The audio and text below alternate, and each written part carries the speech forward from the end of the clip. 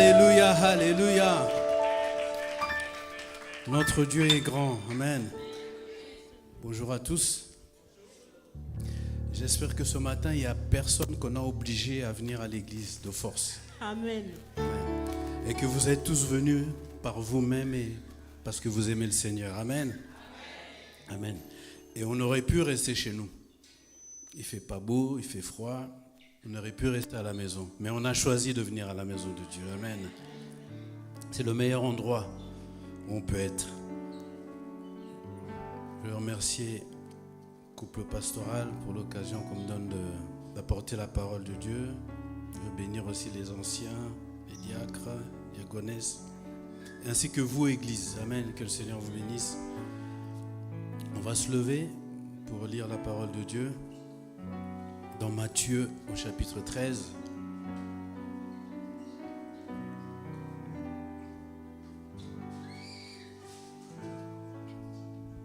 Matthieu chapitre 13.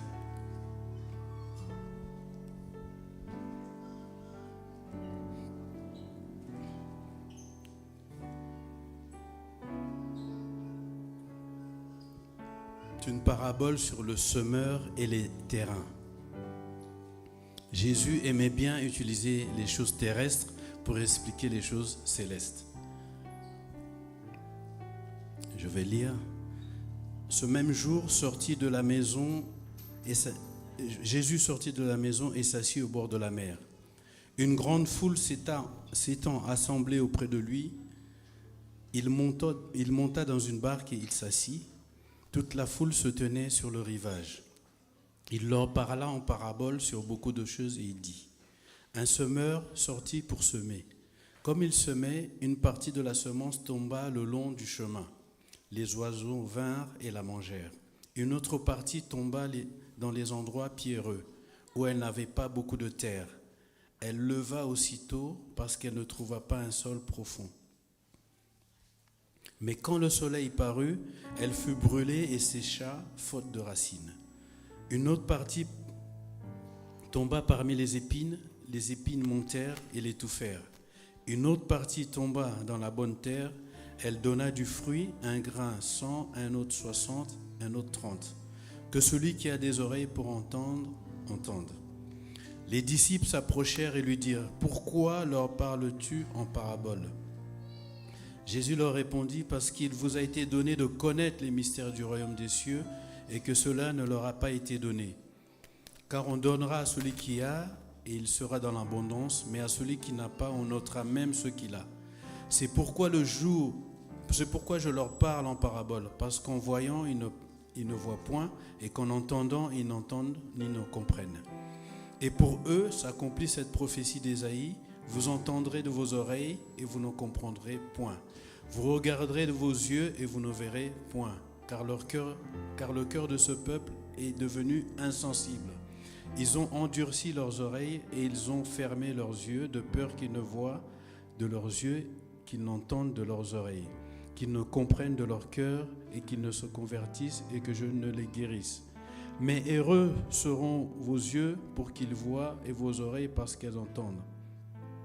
Je vous le dis en vérité, beaucoup de prophètes et de justes ont désiré voir ce que vous voyez et ne l'ont pas vu, entendre ce que vous entendez et ne l'ont pas entendu. Vous donc, écoutez ce que signifie la parabole du semeur. Lorsqu'un homme écoute la parole du royaume et ne la comprend pas, le malin vient et enlève ce qui a été semé dans son cœur. Cet homme est celui qui a reçu la semence le long du chemin. Celui qui a reçu la semence dans les endroits pierreux, c'est celui qui entend la parole et la reçoit aussitôt avec joie. Mais il n'a pas de racine en lui-même. Il croit pour un temps et dès que survient une tribulation, une persécution, à cause de la parole, il y trouve une occasion de chute. Celui qui a reçu la semence parmi les épines, c'est celui qui entend la parole, mais en qui les soucis du siècle et la séduction des richesses étouffent cette parole et la rendent infructueuse. Celui qui a reçu la semence dans la bonne terre est celui qui entend la parole et la comprend. Il porte du fruit un grain en donne 100, un autre 60, un autre 30. Amen. On va prier pour la parole de Dieu. Seigneur Jésus, merci encore pour ta parole ce matin. Ouvre notre entendement, Seigneur. Nous voulons disposer nos cœurs, nos pensées, surtout nos pensées, Seigneur. Nous voulons les rendre captifs à l'obéissance de ta parole ce matin. Nous voulons renverser tous les raisonnements et nous voulons nous être concentrés pour la prédication de ta parole ce matin, Seigneur. Parle à nos cœurs. Éternel, nous avons faim et soif de toi. L'homme ne vivra pas de pain seulement, mais de toute parole qui sort de la bouche de Dieu. Que ton nom soit béni au nom de Jésus. Amen. Vous pouvez reprendre place. Donc, comme je vous expliquais, Jésus utilise des choses terrestres pour expliquer les choses célestes. Donc là, il nous parle de la parabole du semeur. Il y a des choses qui ont été semées le long du chemin, dans les endroits pierreux, dans les épines et finalement dans la bonne terre. Le long du chemin, c'est quelqu'un qui est là, dans la maison de Dieu, qui entend la parole. Mais souvent, on est pris dans nos pensées. Hein. C'est-à-dire, vous entendez la parole, mais vous pensez à autre chose. Physiquement, vous êtes là. Et quand on vous regarde, vous avez l'air très concentré. Mais en fait, vous pensez à autre chose. Vous n'êtes même pas avec nous. Vous pensez peut-être à ce que vous avez laissé à la maison. Vous pensez peut-être à vos proches au pays, ou je ne sais pas. Mais vous n'êtes pas avec nous. C'est quelqu'un qui reçoit le long du chemin. Il y a cette histoire dans Acte 8 qui nous parle d'un ministre éthiopien qui avait été adoré à Jérusalem et il revenait et il rentrait en Éthiopie. Dans Acte 8. Acte 8 au verset 26. Un ange du Seigneur s'adressa à Philippe, lui dit « Lève-toi et va du côté du midi sur le chemin qui descend de Jérusalem à Gaza, celui qui est désert. » Il se leva et partit. Et voici un Éthiopien, un eunuque, ministre de Candace, reine d'Éthiopie, et surintendant de tous ses trésors, venu à Jérusalem pour adorer. S'en retournait assis sur son char et il lisait le prophète Ésaïe. L'Esprit dit à Philippe, « Avance et approche-toi de ce char. » Philippe accourut et entendit l'Éthiopien qui lisait le prophète Ésaïe et lui dit, « Comprends-tu ce que tu lis ?» Est-ce que ça vous arrive des fois de lire la parole de Dieu et de ne pas comprendre ce que vous lisez? Mais quand vous ne comprenez pas, est-ce que vous essayez de poser la question peut-être à quelqu'un qui a peut-être compris mieux que vous ou qui a peut-être un peu plus d'expérience dans la parole? Ou sinon vous laissez tomber, vous dites, bon, je ne comprends pas, peut-être je comprendrai la prochaine fois. On doit avoir la curiosité d'aller chercher, à comprendre pourquoi.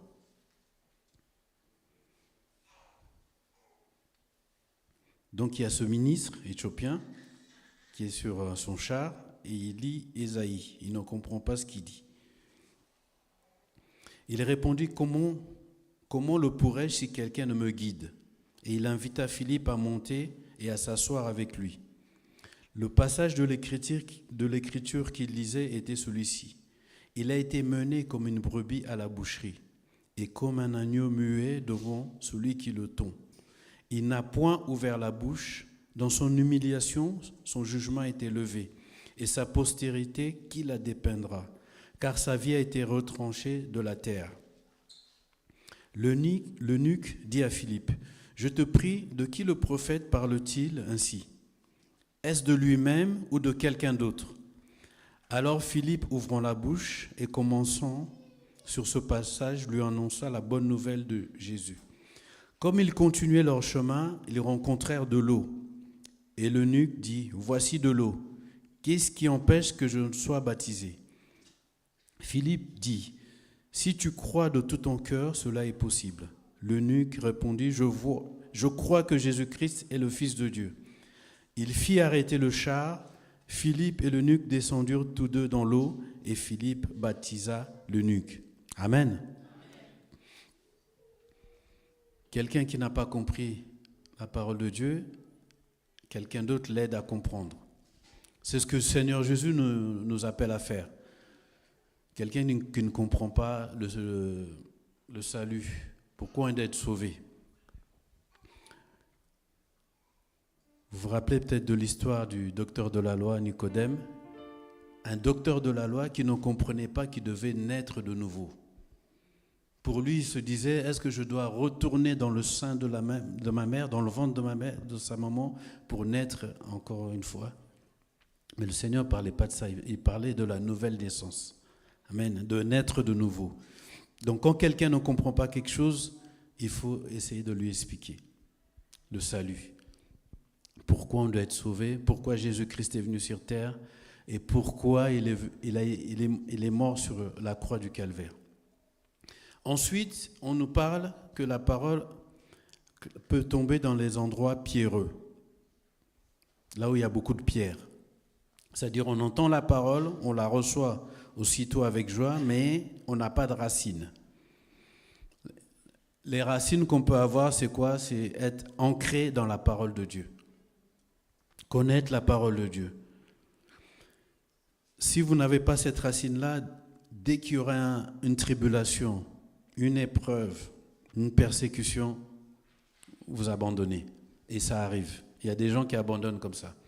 Dès qu'il y a des problèmes, ils laissent tomber. J'ai une cousine avec qui je suis très proche. Il y a quelques années en arrière, j'avais eu à l'emmener au Seigneur. Je lui ai apporté une étude, elle a accepté le Seigneur, elle a été baptisée, elle s'est engagée pour servir le Seigneur. Mais qu'est-ce qui s'est passé par la suite?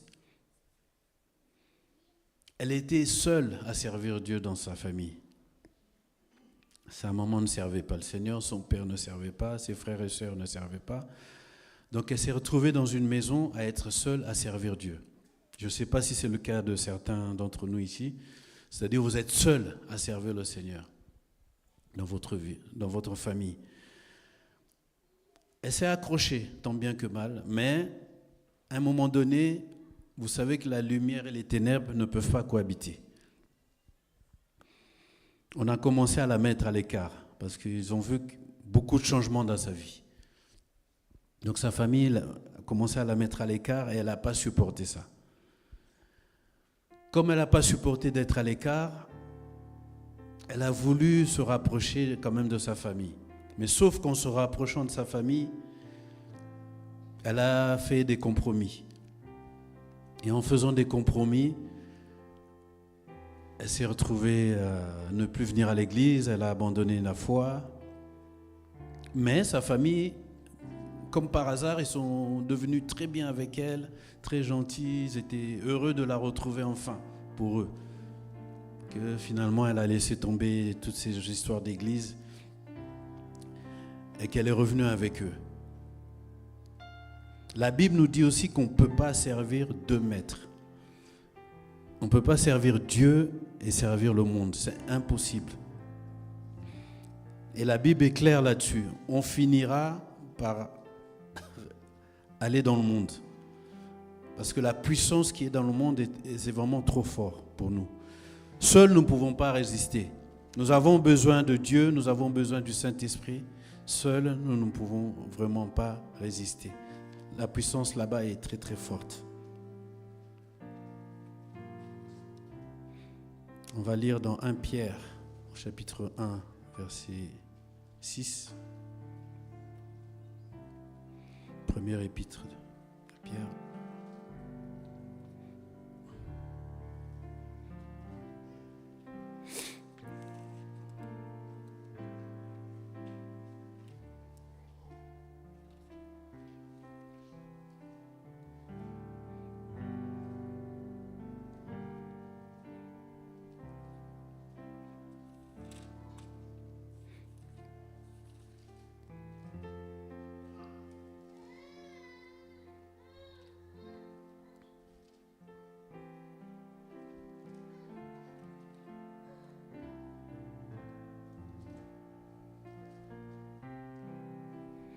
Pierre 1,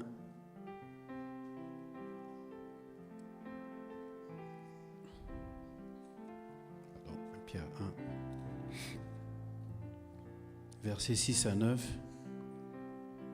C'est là ce qui fait votre joie, quoique maintenant, puisqu'il le faut, vous soyez attristés pour un peu de temps par diverses épreuves, afin que l'épreuve de votre foi, plus précieuse que l'or périssable, qui cependant a été prouvé par le feu, ait pour résultat la louange, la gloire et l'honneur, lorsque Jésus-Christ apparaîtra. Vous qui l'aimez sans l'avoir vu, vous croyez en lui sans le voir encore, vous réjouissons d'une joie merveilleuse et glorieuse, parce que vous obtiendrez le salut de vos âmes pour le prix de votre foi. Qu'est-ce qui peut se passer si Dieu vous retirait tout dans votre vie? Plus de travail, plus de famille, plus d'argent. Vous vous retrouvez peut-être à la rue, sans un sou, plus rien. Est-ce que vous continuerez quand même à servir le Seigneur? Ça, c'est une question qu'on peut se poser. Si j'ai plus rien, est-ce que je continue quand même à servir le Seigneur? Moi, je suis toujours frappé de voir comment les gens en Afrique servent Dieu avec le peu de moyens qu'ils ont. Ils sont souvent très pauvres, mais ils vont marcher des kilomètres pour aller louer leur Dieu. Alors que nous ici, dans le confort qu'on a, souvent on a du mal à venir le dimanche pour servir le Seigneur. On a des transports, on a des voitures, on a toutes les possibilités pour venir à l'église, mais des fois on ne le fait pas. Alors que des gens qui n'ont rien, absolument rien, vont faire cet effort-là pour aller servir Dieu. Amen. On va lire dans Ésaïe 46, verset 4.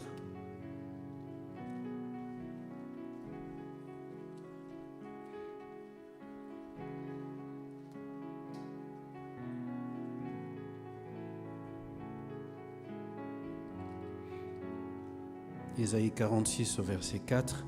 Jusqu'à votre vieillesse, je serai le même. Jusqu'à votre vieillesse, je vous soutiendrai.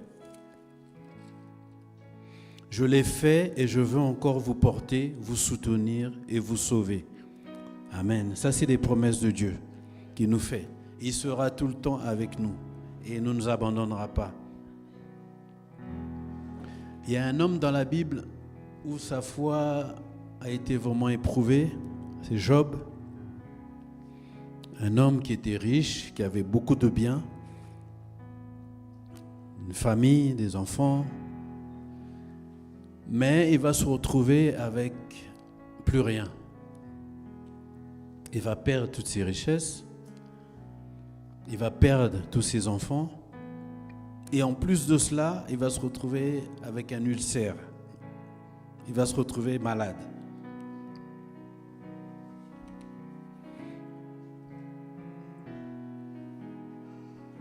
Et sa femme va lui suggérer quelque chose. Il va lui dire, maudit Dieu.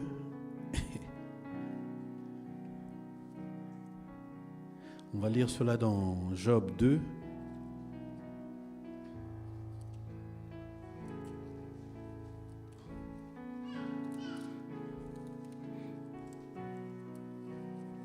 La vie chrétienne, c'est pas que tout ira bien. Mais dans les moments difficiles, Dieu est avec nous. Amen. On va lire dans Job 2 au verset 9. Sa femme lui dit, tu demeures ferme dans ton intégrité. Maudis Dieu et meurs. Alors que Job souffrait d'un ulcère malin qui lui faisait très mal. Et sa femme qui lui suggère ça.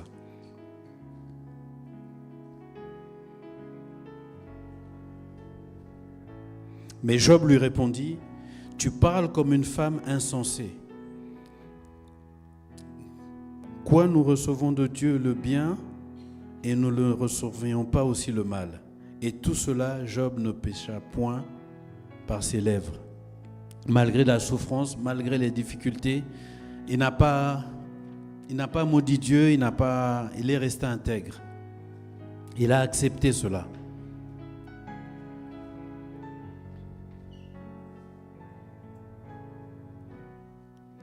On va lire également dans le psaume 1.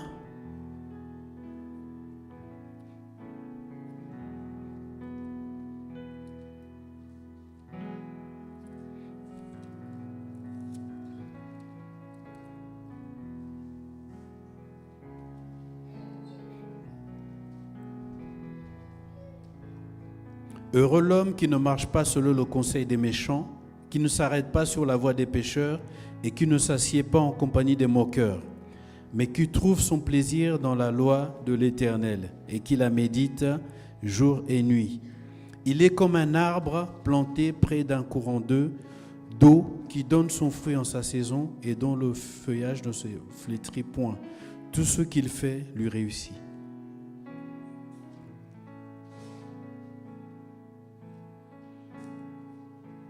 Soyons ancrés dans la parole de Dieu. Lisons-la chaque jour. C'est celle qui va nous aider à tenir ferme dans les moments difficiles, parce qu'il y en aura. Malheureusement, c'est la vie qui est comme ça. Tout n'est pas toujours rose, tout n'est pas toujours bien, parce que c'est facile de servir Dieu quand tout va bien. Mais quand tout va mal, comment on fait ?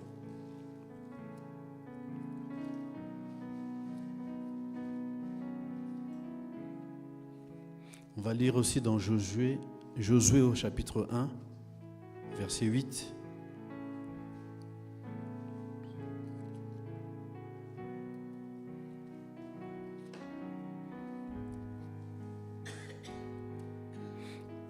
Josué 1, 8. Que ce livre de la loi ne s'éloigne point de ta bouche. Médite-le jour et nuit pour agir fidèlement selon ce qui est écrit. Car c'est alors que tu auras du succès dans tes entreprises, c'est alors que tu réussiras. Donc que ce livre de la loi ne s'éloigne point de ta bouche.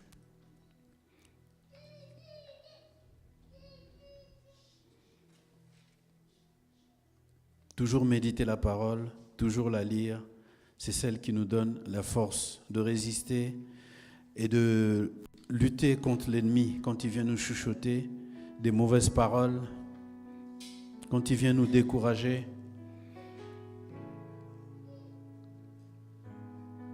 Psaume 119 au verset 11.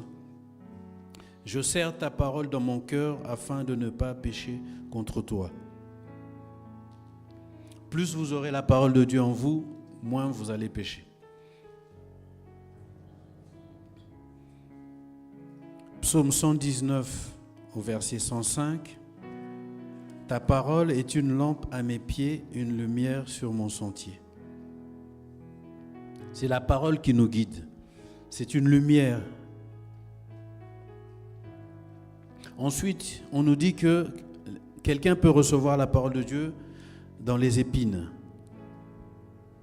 Il entend la parole, mais les soucis et la séduction des richesses étouffent cette parole-là.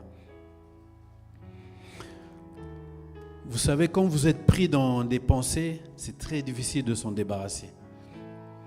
Il y a des pensées qui sont là, vous n'arrêtez pas de penser le jour, la nuit. Mais malheureusement, j'ai constaté une chose, on n'a jamais changé une situation en se faisant des soucis.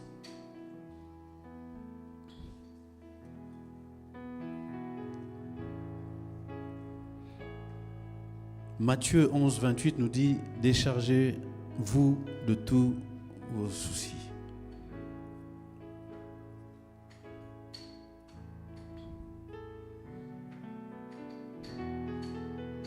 1 Pierre 5, 7.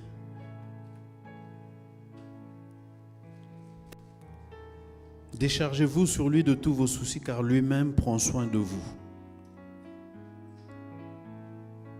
Et la parole de Dieu nous dit aussi que s'il peut prendre soin des oiseaux du ciel, donc il peut prendre soin de nous, ses enfants. Amen. Arrêtez de vous soucier. Vous ne trouverez pas la solution en fait. Mais, je vous dis ça, mais c'est humain. C'est humain. Quand on a un problème, on n'arrête pas de penser, on se soucie. Comment je vais faire pour ceci, pour payer cela avec mes enfants, avec ma famille, comment je fais? Mais le Seigneur nous dit, d'arrêter cela, de tout lui confier en fait, hein, tous nos soucis, nos tracas. Psaume 62 au verset 9. En tout temps, peuple, confiez-vous en lui. Répandez vos cœurs en sa présence. Dieu est notre refuge. Vous avez un problème, confiez-vous à Dieu. Vous avez un souci, confiez-vous à Jésus. Vous pouvez le partager avec quelqu'un, mais la personne, au lieu de vous aider, généralement, qu'est-ce qu'il va faire? Il va appeler une autre personne pour lui dire « Ah, il y a tel qui m'a confié telle chose. Tu sais que telle personne, finalement, on pensait qu'elle était bien, mais elle est dans de gros soucis là. » Et ça, c'est pas vraiment pour aider quelqu'un. Et parmi les épines aussi, on nous parle de la séduction des richesses, c'est-à-dire l'argent. L'argent. Attention à ne pas s'attacher trop à l'argent. Hébreux 13, au verset 5, nous dit « Ne vous livrez pas à l'amour de l'argent, contentez-vous de ce que vous avez. Car Dieu lui-même a dit « Je ne te délaisserai point et je ne t'abandonnerai point. » Quand je le dis, c'est vrai que ça semble facile, mais quand on a des soucis d'argent, on est vraiment inquiet, on n'est pas tranquille. Mais la Bible nous dit de ne pas nous attacher à l'argent. Peut-être que vous avez suivi les informations cette semaine. On a appris qu'un grand homme d'affaires de chez nous à Kinshasa a été arrêté avec 200 kilos de cocaïne. Oui. Eric Mandala, c'est quelqu'un qu'on chante par les musiciens du monde. C'est quelqu'un qui est très élevé à Kinshasa, respecté. Mais on a appris cette semaine qu'on a arrêté, malheureusement, avec plus de 200 kilos de cocaïne. Et quand une chose comme ça arrive, tout s'écroule pour sa famille, ses enfants, j'imagine.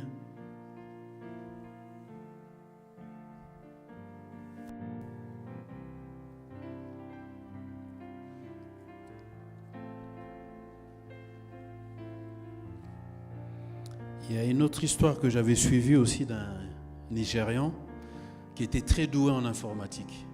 Il était tellement doué, au lieu d'utiliser le talent de l'informatique pour gagner l'argent honnêtement, lui, il a utilisé son talent d'informaticien pour détourner de l'argent. Donc il détournait de l'argent, ça marchait très bien pour lui au Nigeria. Et quand il a amassé beaucoup d'argent, il s'est dit, il faut que j'aille avec les riches. Donc il est parti à Dubaï.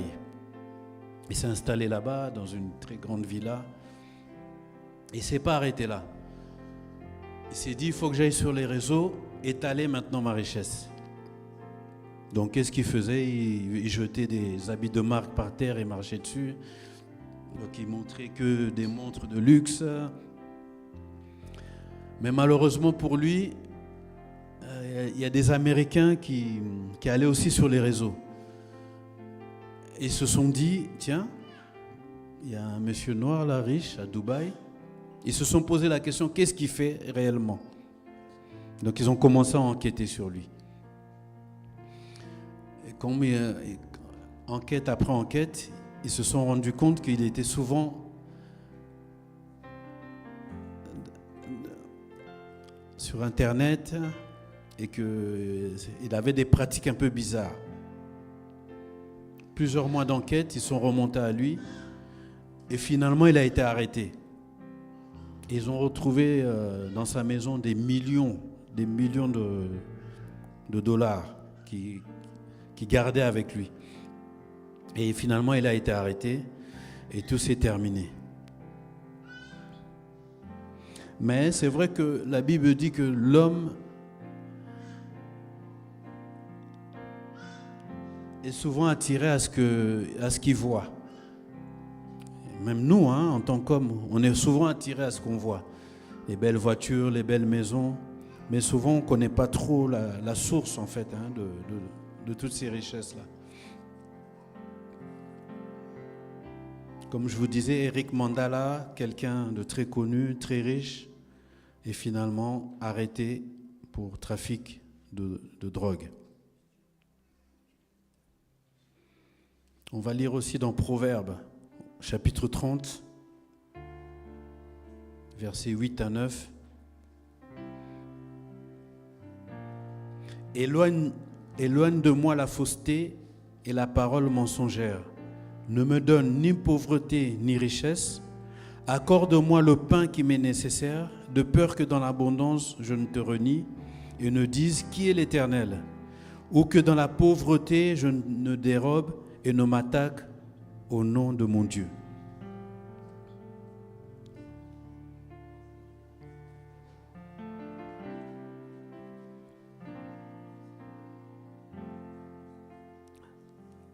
Là, c'est Salomon qui parle. Donc, il dit à Dieu, ne me donne ni pauvreté ni richesse, juste ce qu'il me faut pour vivre.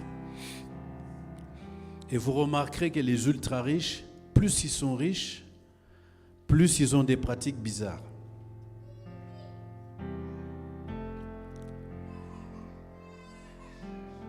Un riche ne va jamais se contenter d'une seule femme. Il va vouloir goûter à toutes les femmes. Parce qu'il a la puissance avec lui, il a le pouvoir. Donc ça va l'emmener à faire des pratiques très très bizarres. Il y a une femme qui nous racontait un jour, parce qu'elle travaille dans les grands palaces parisiens, elle nous dit, oui, vous voyez les Saoudiens, là, les Qataris qui viennent à Paris, soi-disant des musulmans pieux, qui prient, qui craignent Dieu. Ceux qui font à Paris, c'est des choses abominables. Un jour, alors qu'elle s'occupait d'un Saoudien, elle pensait que le monsieur n'était pas dans sa chambre. Donc elle est arrivée, elle a frappé, elle a ouvert. Et ce qu'elle a vu, ça l'a totalement bouleversée. Elle a vu le monsieur avec plein de femmes dans sa chambre. Elle a aussitôt refermé la porte, parce que ce qu'elle a vu là, c'était terrible. Donc plus ils ont de l'argent, plus ils ont des pratiques bizarres.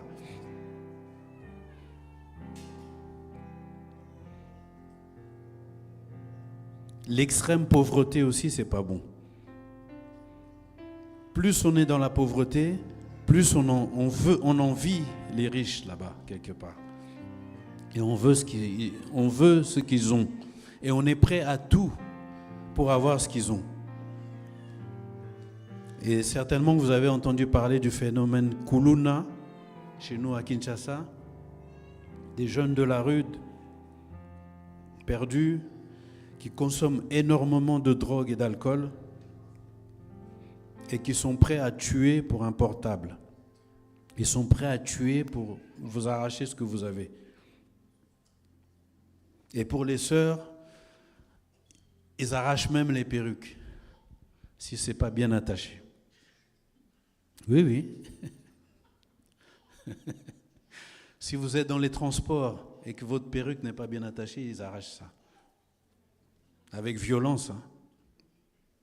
Alors on ne parle pas des portables. Ne vous hasardez pas à sortir votre portable comme ça dans la rue. Ça va partir directement. Je me souviens, il y a quelque temps, il y a ma mère qui est partie faire ses courses au marché en Gaba. Pour ceux qui connaissent un peu Kinshasa, c'est un endroit où il y a beaucoup de commerce. Donc elle est partie faire ses courses là-bas. Il faut savoir qu'à Kinshasa, il y a des gens qui sortent pour travailler et il y a aussi des gens qui sortent pour aller voler. C'est-à-dire, c'est leur travail de la journée. C'est voler les gens. Donc ma mère va faire ses courses au marché. Elle est chargée. Il y a un jeune homme très gentil. Il lui dit, maman, ça a l'air chargé, je peux vous aider? Gentiment. Hein? Il n'a pas arraché, il n'a pas été impoli. Donc la maman, incrédule, elle lui a donné les paquets pour qu'il porte. Et ils marchent ensemble. Le jeune homme était devant elle et elle le suivait. Ils marchent ensemble. Et au bout d'un moment, il a disparu. Ah, ça vous fait rire? Elle s'est retrouvée, elle cherchait le jeune homme. Il avait disparu avec les courses. Il est parti.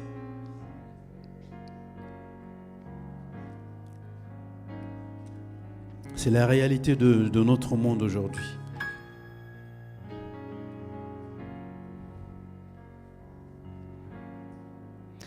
Faites aussi attention à vos critères de choix. Je parle aux jeunes, aux moins jeunes. Lorsque vous choisissez quelqu'un pour la vie future, peut-être votre futur mari, votre future femme, faites très attention aux critères de choix, que ça ne soit pas basé seulement sur l'argent. Si vous choisissez quelqu'un juste parce qu'il a de l'argent, le jour où il n'en aura plus, je pense que vous ne resterez pas avec la personne. Et c'est ce qui se passe actuellement avec la femme d'Éric Mandala. Elle a déjà fait une déclaration qu'elle veut divorcer. Une fois qu'on a attrapé son mari, elle est déjà prête à divorcer. Elle ne veut plus être avec lui. Et pourtant, elle a profité de son argent pendant plusieurs années. Mais là, tout d'un coup, elle ne veut pas partager cet épisode-là avec lui. On doit faire très attention à nos critères de choix, ne pas se baser sur l'argent. On va lire aussi dans Luc au chapitre 12.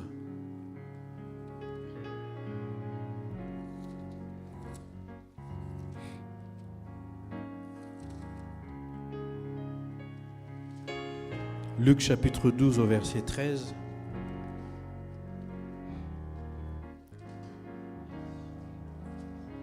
Quelqu'un dit à Jésus du milieu de la foule, « Maître, dis à mon frère de partager avec moi notre héritage. » Jésus lui répondit, « Ô homme, qui m'a établi pour être votre juge ou pour faire vos partages ?» Puis il leur dit, « Gardez-vous avec soin de toute avarice, car la vie d'un homme ne dépend pas de ses biens, serait-il dans l'abondance. Gardez-vous de l'amour de l'argent. La vie d'un homme ne dépend pas de ses biens, même s'il est très très riche. Et il leur dit cette parabole au verset 16. Les terres d'un homme riche avaient beaucoup rapporté, et il raisonnait en lui-même, disant, que ferai-je? Car je n'ai pas de place pour rentrer ma récolte. Voici, dit-il, ce que je ferai. J'abattrai mes greniers, j'en bâtirai de plus grands. J'y amasserai toute ma récolte et tous mes biens. Et je dirai à mon âme, tu as beaucoup de biens en réserve pour plusieurs années. Repose-toi, mange, bois et réjouis-toi. Mais Dieu lui dit, insensé, cette nuit même ton âme te sera demandée. Et ce que tu as préparé, pour qui sera-ce? Il en est ainsi de celui qui amasse des trésors pour lui-même et qui n'est pas riche pour Dieu.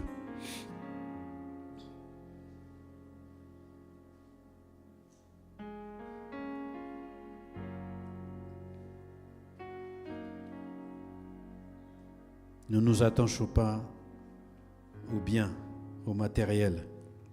Vous avez vu dernièrement des incendies monstres en Californie, aux États-Unis. Et comme par hasard, ça a touché que des gens très très riches. Ils avaient des maisons qui valaient des millions et des millions. Et tout a été réduit en cendres. Tout a disparu. Ils ont tout perdu. Et enfin, la parole peut tomber dans la bonne terre. On entend la parole, on la comprend et ça porte du fruit. Et on la met en pratique.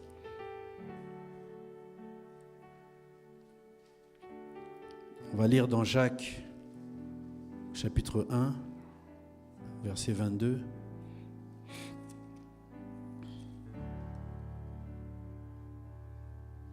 Jacques 1, 22, 25. Mettez en pratique la parole et ne vous bornez pas à l'écouter en vous trompant vous-même par de faux raisonnements. Car si quelqu'un écoute la parole et ne la met pas en pratique, il est semblable à un homme qui regarde dans un miroir son visage naturel et qui, après s'être regardé, s'en va et oublie aussitôt comment il était. Mais celui qui aura plongé le regard dans la loi parfaite, la loi de la liberté, et qui aura persévéré, n'étant pas un auditeur oublieux, mais se mettant à l'œuvre, celui-là sera heureux dans son activité. Amen. En nous levant ce matin,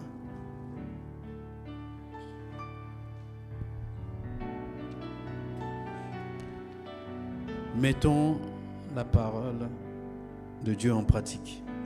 On va se lever. Merci.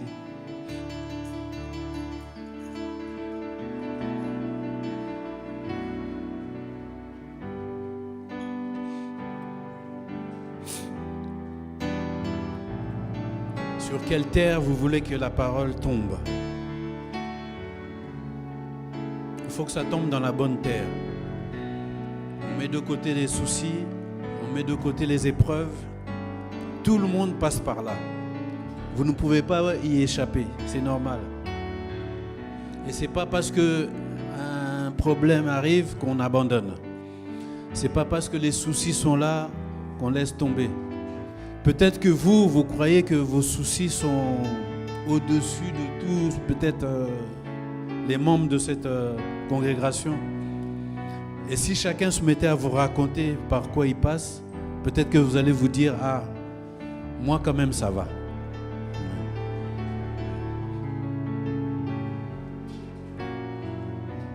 Dieu n'abandonne pas ses enfants, Dieu ne délaisse pas ses enfants, et je ne sais pas pourquoi Dieu vous fait passer par là. Je ne sais pas pourquoi vous devez avoir ces épreuves-là. Dieu seul sait. Ce par quoi vous passez, vous, peut-être que moi, si j'y passe, j'y arriverai pas. Ce par quoi moi je passe, peut-être que si vous passez par là, peut-être que vous n'y arriverez pas. Mais Dieu sait pourquoi on doit passer par là. Mais on doit rester fidèle. On n'abandonne pas. Amen. Seigneur Jésus, je veux te prier encore pour ta parole ce matin. Aide chacun de nous, Seigneur, à tenir ferme et que cette parole tombe dans la bonne terre. Les soucis de la vie, il y en aura. Tant qu'on est sur terre, les problèmes, on va devoir les affronter. Les tracas de la vie, on va devoir les affronter. La maladie, les difficultés. Mais tu seras toujours avec nous. Tu ne nous délaisses pas, Seigneur. Tu es un Dieu fidèle en toutes choses. Et tu trouveras un moyen pour que nous puissions nous sortir de tous ces tracas, tous ces problèmes, tous ces soucis. Merci pour ta grâce. Merci pour ta présence. Merci car nous connaissons ton nom. En cas de souci, nous pouvons crier Jésus. Fils de David, aie pitié de moi. Amen. Que ton nom soit béni, élevé, exalté, glorifié. Je te rends grâce, Seigneur. Je te loue pour ta bonté, ton amour. Tu ne changes pas, tu es le même. Hier, aujourd'hui, éternellement. Seigneur, manifeste-toi encore, Seigneur mon Dieu. Seigneur, merci parce que, Seigneur, ta parole ne vient pas en vain, Seigneur. Ta parole vient, Seigneur, pour nous libérer. Ta parole vient, Seigneur mon Dieu, pour nous bénir, Seigneur mon Dieu. Comment ne pas te dire, Seigneur, viens, Seigneur, malgré les angoisses, malgré les soucis de ce monde, Père, nous voulons être fidèles, Seigneur mon Dieu. Nous ne voulons pas abandonner, Seigneur mon Dieu. Nous voulons, Seigneur Jésus, oh Dieu, tenir ferme, Seigneur mon Dieu, quel que soit ce que nous traversons, Seigneur, comme situation, Seigneur mon Dieu. Seigneur, nous venons à toi, Père. Nous revenons à toi, Seigneur. Dans le nom de Jésus, Seigneur, nous voulons continuer à méditer la parole de Dieu. Nous voulons continuer, Seigneur, oh Dieu, à être reconnaissants au Seigneur. Car ta parole est vraie, Seigneur mon Dieu. Tu as dit à travers ton serviteur que tous ceux qui, malgré les soucis, les angoisses, continuent à méditer la parole de Dieu, Seigneur mon Dieu, Seigneur, ne commettront point de péché, car la parole de Dieu est la vérité, Seigneur mon Dieu. Dans le nom de Jésus, Seigneur, au nom de Jésus, Père, au nom de Jésus, Seigneur, Merci Jésus. Merci Seigneur. Merci mon Dieu. Dans le nom de Jésus Seigneur. Au nom de Jésus, nous allons rester en silence devant la présence de Dieu.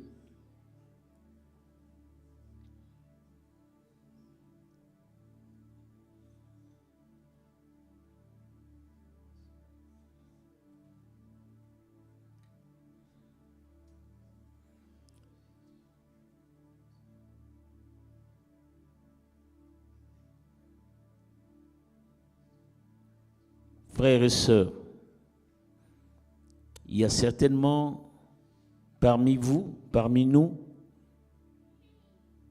quelqu'un qui est en train de traverser des moments difficiles. Il se dit, pourquoi Dieu ne m'entend pas? Pourquoi Dieu ne m'écoute pas? J'ai beau prier, mais rien. Ma situation ne change pas. Frère, sœur, c'est de toi que Dieu est en train de parler. Dieu a vu que tu es en train de traverser depuis des années des moments difficiles. Alors frère, alors sœur, viens ici. Tu as entendu la parole de Dieu. Ta délivrance est aujourd'hui. Viens ici, là. L'Église va prier pour toi.